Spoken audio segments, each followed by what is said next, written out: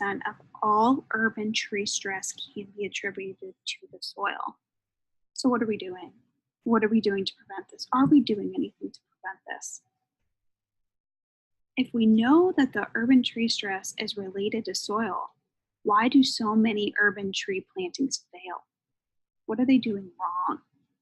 And my last question for you guys, why do so many valuable shade trees continue to die? Okay, so one more question, but why do so many people continue to neglect testing the physical properties of soil? If they know there's issues with the soil properties, why wouldn't they want to test them at first before they put in tree plantings? And what are these physical properties that we want to test? And how do we do it? So the soil characteristics that should be determined prior to selecting and planting includes soil texture.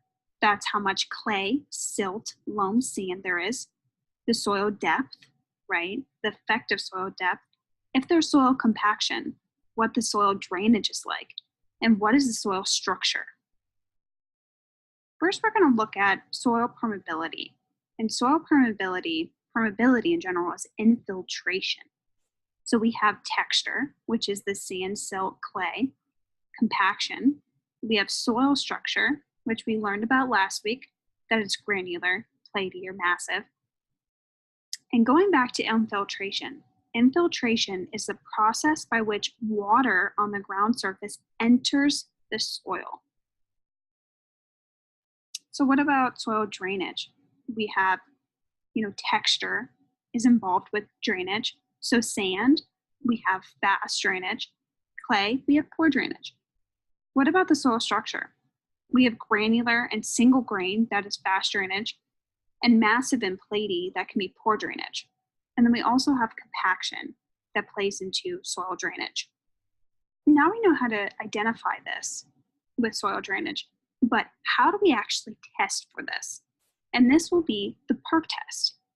With the perk test, it's very simple. You dig a hole. The hole should be at least 12 inches in diameter by 12 inches deep with straight sides. You want to fill this hole with water.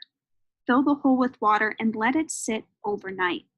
Come back, refill the hole with water, measure the water level, and measure the drainage every hour.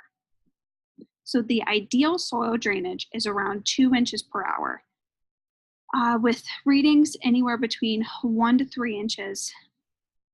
With anything less than 1 inch per hour, your soil is poorly drained. Water holding capacity, or WHC, is the amount of water a soil can hold at field capacity. Clays will have a greater water holding capacity than sands with very little water holding capacity.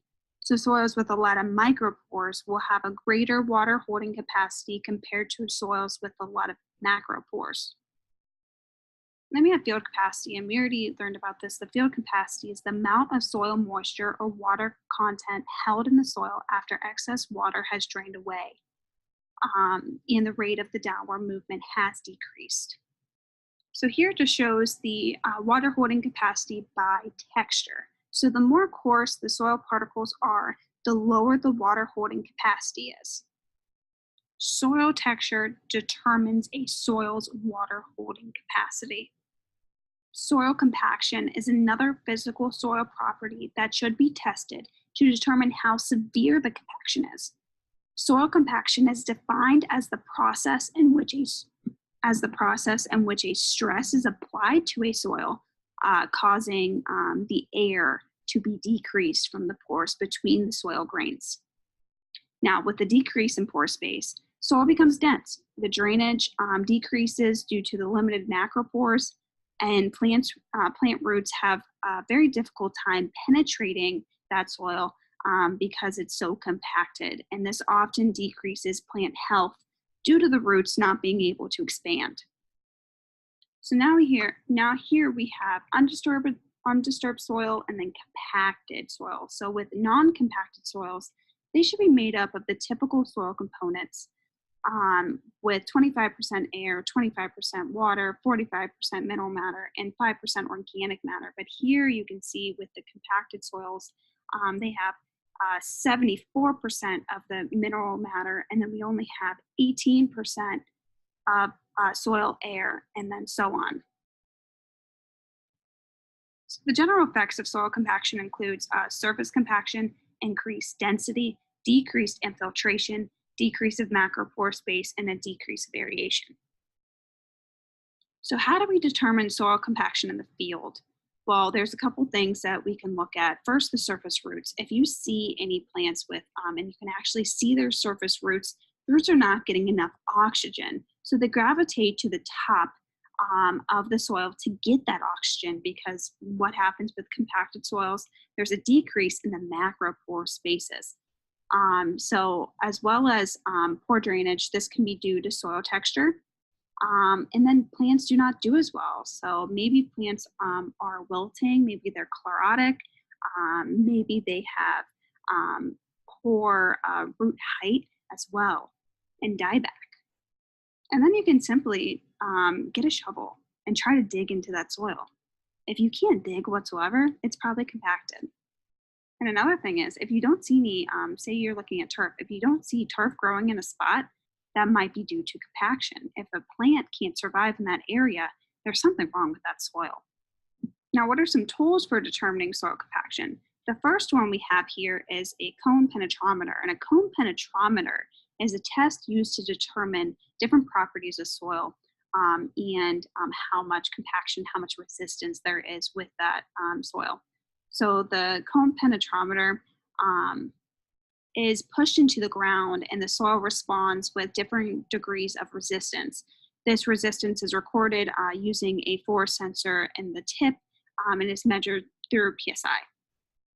So you can see in that photo, it has a nice rod, and you put your hands on those handlebars, and then you gently push down in the soil. And as you push down, you can see that there is a dial that reads the PSI. So if it's very low, you're in the good. So if it's between, if it's under 200 PSI, it's not compacted, right? So you keep on going on down, and there's inches. You can measure the inches on the rod. So you hit 1 inch, you're good. You hit 2 inches, you're fine. And maybe after 3 inches, it might spike to over 200 and into 300. So if it keeps on, if you keep on moving down and you keep on getting that spike, well, you might have hit the subsoil and or some areas that it's more compacted, and you're done with hitting the O layer and the A layer. But if you keep on going and it hits a spike and then it goes back to a normal healthy PSI, which is under that 200 range, you might have been hitting a hard pan. A hard pan is formed by compaction from repeating plowing, or this can also be caused by heavy traffic or pollution. You can also determine soil compaction by bulk density, and bulk density is the dry weight of soil per unit volume of soil. The soil bulk density, or BD, is also known as dry bulk density, and it is the weight of dry soil divided by the total soil volume. And this total soil volume is combined of the volume of the solids and pores, which may contain air or water or both. So the average of these values of air, water, and solids in soil are easily measured and are useful indicators of this soil physical condition.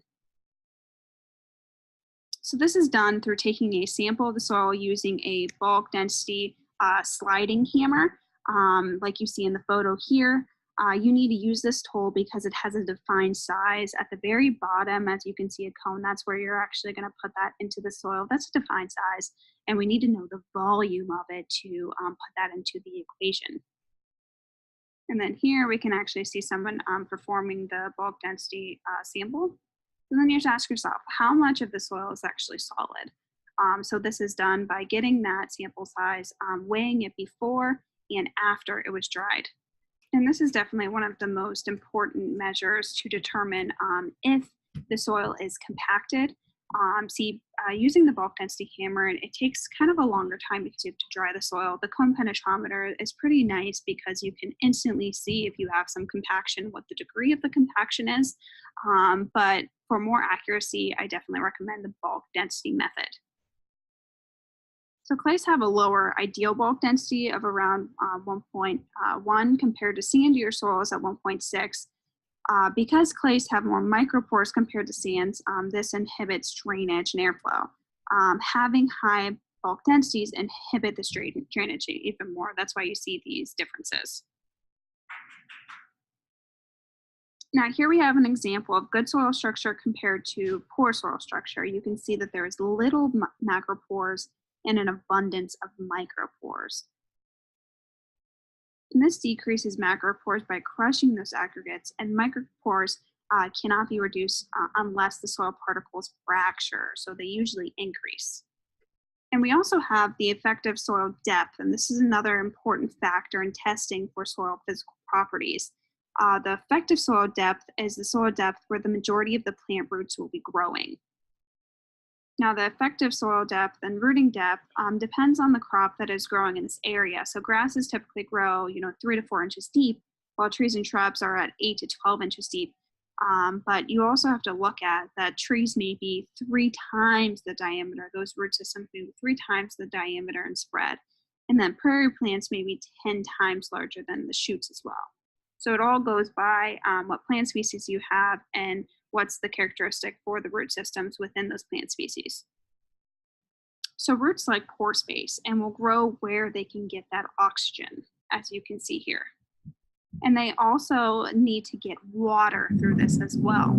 And you can think of pores like highways for moving air and water, or like the plumbing and in the soil. So now I ask you, what limits root growth in soil? So we have low oxygen, except for specifically adapted plants of compaction and abundance of micropores and pore structure. But we have hard pans or rocks or concrete, no pore space, temperature, and permafrost. And here we have a lot of standing water. So even just looking at this, you realize that there was low oxygen because how can the soil breathe with so much water on top of it? So here we can definitely note that there may be soil compaction because there's that standing water. And here we have urban trees on sidewalks. And you wonder why the roots are coming up and lifting the sidewalks. It's because there's a lot of compaction, right? There was a lot of compaction and the roots can't get oxygen from the soil right now. So it's lifting that concrete up, the sidewalk up to get that oxygen. So if you can see that, if you're walking down the street one day and you see this lifting occur, you will note that this area is probably extremely compacted and the trees are suffering so much that they are lifting that sidewalk to get the oxygen that they need.